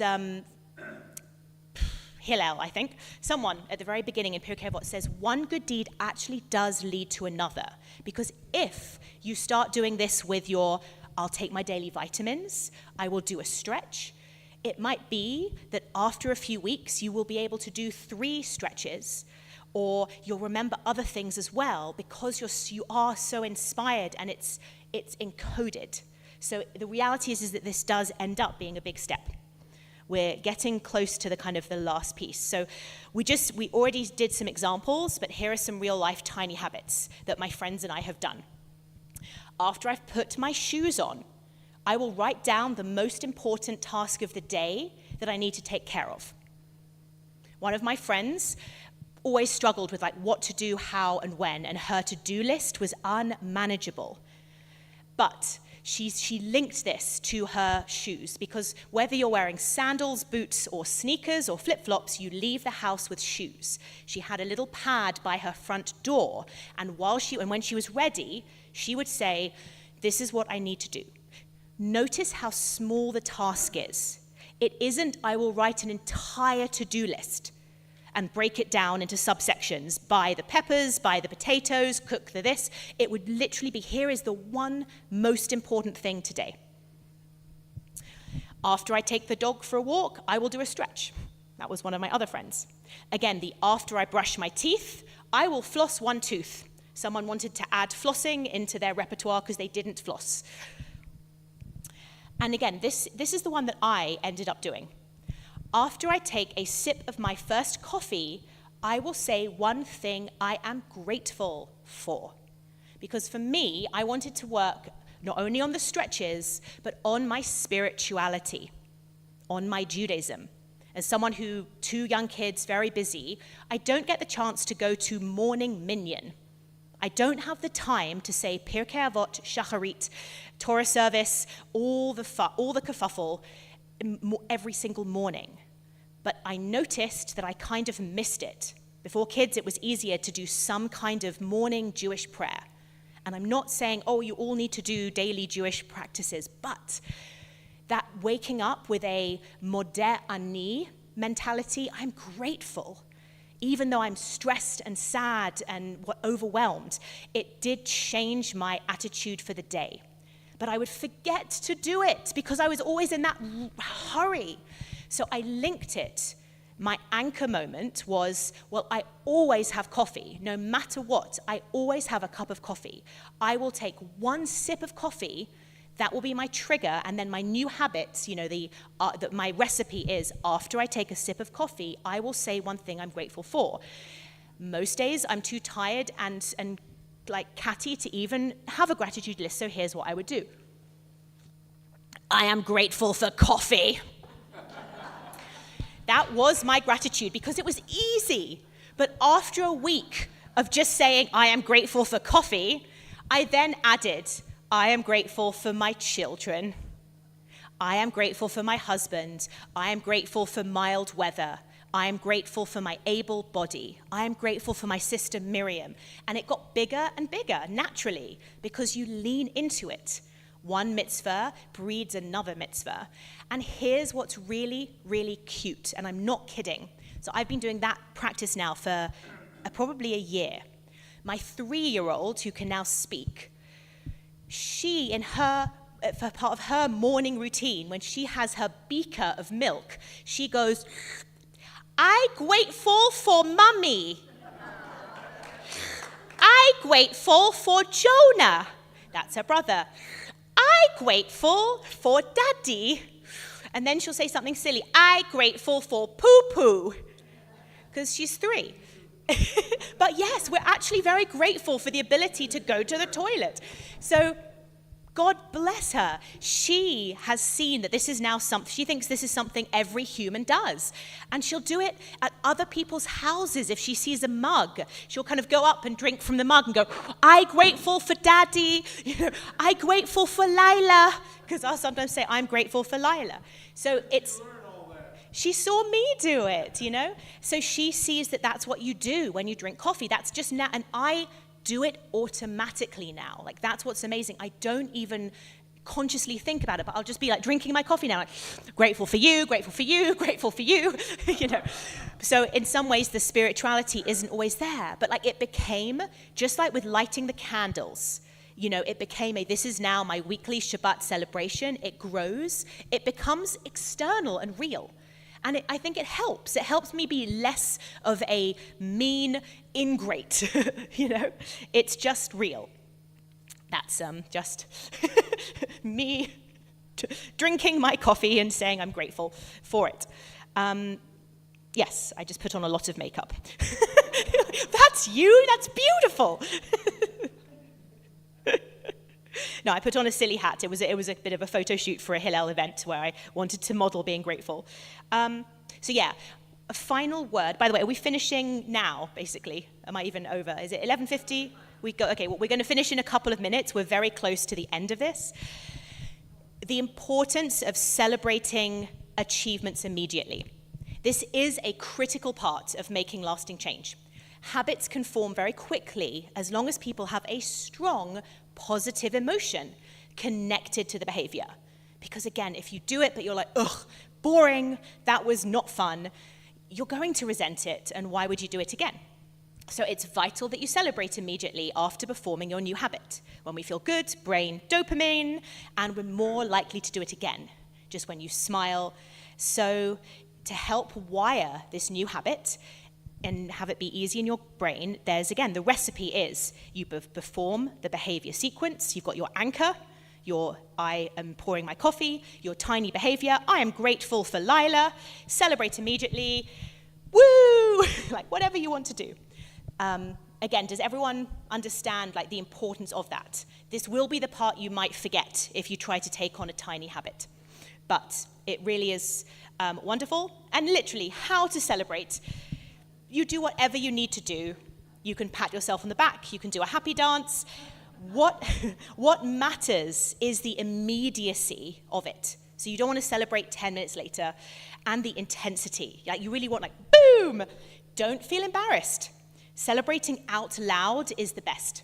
It's like with prayer. If it's just kind of in your head, it doesn't feel quite so real as when you say, Modeh ani lefanecha. So it's all crucial. And yeah, like the next step, if there is time, which is, does anyone just take a moment but create a recipe? You could even create 3 different tiny habits, but I just invite you to get quiet. I'll stop lecturing. And you can think about, what tiny thing could I today add to my life? And you could absolutely borrow the ones that we've looked at. It could literally be a stretch, a gratitude, I'm going to dust one shelf, I'm going to do one small piece of housework when my microwave is happening. But think about, really, really, what could you do today? And you could text me tomorrow and say, I did it. And then think about when you would be able to do it. So what's your anchor? What's your external trigger? It can't just be you saying to yourself, oh, I know I'll do this.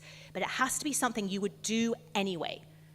Flushing your toilet, taking your shoes off, something that is, getting in your car. Some people do the gratitude when they turn their car on, and then the rev of your engine is the trigger that says, vroom, I am grateful that I am still alive, whatever.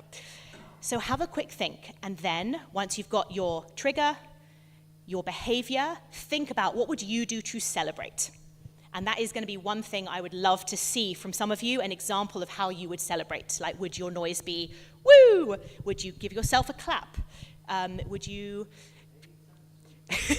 You could eat an M&M, something, a nice pat on your back. This is a beautiful way. So I'm just going to give people a second to think. I will sit down. When you say a prayer every night, for example, is that your trigger? Yes, it's the trigger is something you already do. So if you're already saying the Shema, that's nothing new, because again, we have to make this small and tiny and easy. If you're already saying a prayer, you could add something after it. Oh, that's yay for Ken. Yeah, so you can absolutely add something that you're already doing, but this is why we're saying this can't be big change. This isn't signing up to run the marathon. This is the tiniest thing that's easy, because there will be success, and you will every single day after 10 years realize you've picked up 5,000 bottles, So yeah, just any thoughts, feedbacks, people who are willing to share something they'd like to try. Shirley. I speak to my sister every day, and she lives in Florida, and we FaceTime because... Why don't you use the microphone for the people at home? She speaks to her sister every day who lives in Florida. So yeah, every day Shirley is speaking to her sister in Florida. I speak with my sister every day. She lives in Florida now. She's the only sibling I have left. I'm one of 4, and we're just 17 months apart. So every day I speak to her. So when I call her, I'm happy to be speaking to her, and I could say woo when the conversation is over with. But every day I speak with her, and I'm grateful for her. Yeah, 100%. You can just add that awareness of, I'm grateful that I still have a living sister and that we talk. You could add a celebration and add that kind of little I'm grateful kind of thing. That's beautiful. I'm so glad you have daily sibling interactions. This is not about this. Before I wanted to tell you. There's a song in Hebrew, and I can't remember all of it. Lo alecha ligmor.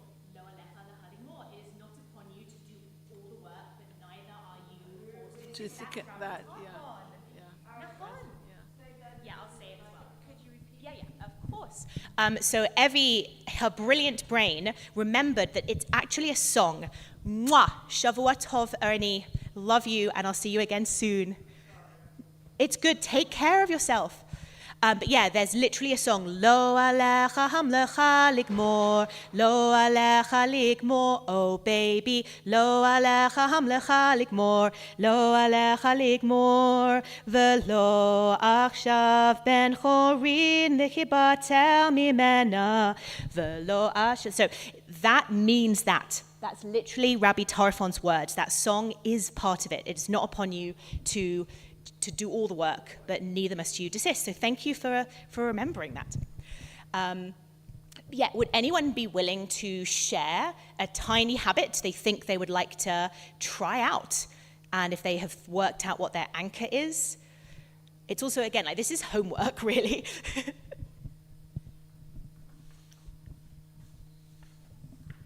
I need to walk more, so I'm thinking when I put my shoes on in the morning, that could be my anchor.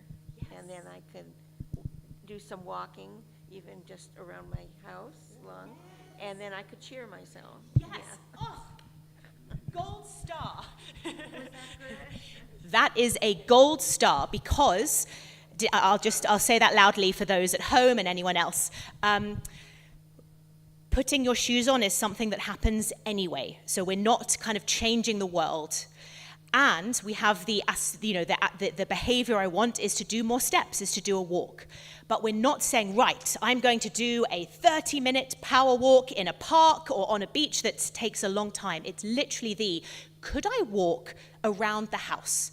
Or if it's beautiful outside, not too hot, not too cold, I've got my shoes on, could I walk around the car before I get in? Or could I walk just to the letterbox kind of thing? And again, it's 30 steps, 20, it could be 100 steps. But if that is a behavior that then becomes habit, every day, after a week, you've actually added 1,000 steps just from every day. And also, at some point, you might be tempted to do 3 times round the car, but set the goal incredibly small so that you don't fail. And as you said, you're going to celebrate. What will your celebration look like? Yes, that's absolutely perfect. Yay! It's cute, it's wonderful, and it locks it in and it reinforces it. You know? Again, it's what we do to our kids, and then we don't do it as adults. We never say, yay, I sent that email! You know, but like every time Jonah, my 5-year-old, wipes his butt, you know, I say, well done, Jonah, great job, good choice. You know, when we celebrate all those little things that children do, and it makes them do it again. If I'd have just ignored it, or even said something negative like, you could have done a better job, you missed a spot. Like, I also have to wipe his butt after he's wiped his butt, just to double check it's perfect, because I'm an adult, you know, they're little hands. But again, it's about that, making them feel so good that they'll do it again. You know, because I wish that worked for your dog too.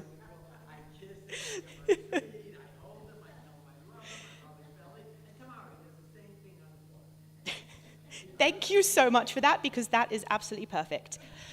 Final word of wisdom, caution, etc. It can be tough to make a new habit. So just to keep in mind, there are some obstacles, which could be, did you have enough time? Did you have enough money? Like, this is why people can't do big changes. Did it require a lot of mental energy? If your thing is too hard, it just won't be doable. Did the behavior fit your current routine, or was it like you had to adjust? These are reasons that could stand in your way that you wouldn't be able to succeed. And my final slide, we're going to go back to Judaism. Self-love is tantamount to spreading holiness. Because we could be feeling guilty, like, why am I doing these little superficial things that make me feel better? This isn't helping the world, is it? But it really is. The final goal in life is holiness. This is Rav Kook. Holiness does not battle at all against self-love. Because flossing a tooth, going for a walk, stretching, it's all self-love. And that is profoundly embedded in the depth of every living creature. Rather, it situates a person on the level of a supernal form, i.e. like spiritual form. The more you love yourself, the more the goodness in you will spread over everything, over the entire environment, over the entire world, over all being. And again, you can see it from Shirley's early example. When she picks up some clutter, or when Evie gets bugged by some trash that someone has left, no matter why she's doing it, it's literally spreading holiness in the world because you are making it a better place. And it's coming from that, I matter. I want to make a difference. I care about my environment. It gives me peace of mind. I'm honoring my goals.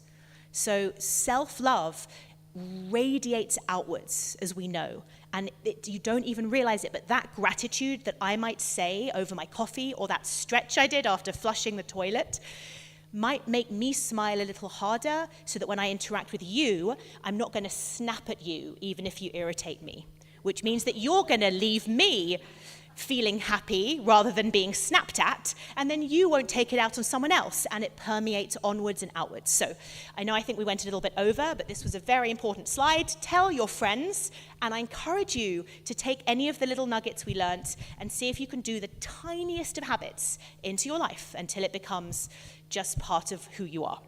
Thank you so much, everyone, and I'll see you again at some point.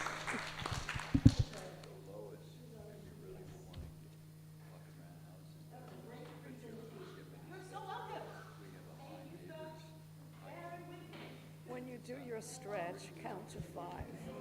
Every stretch should be 5 seconds.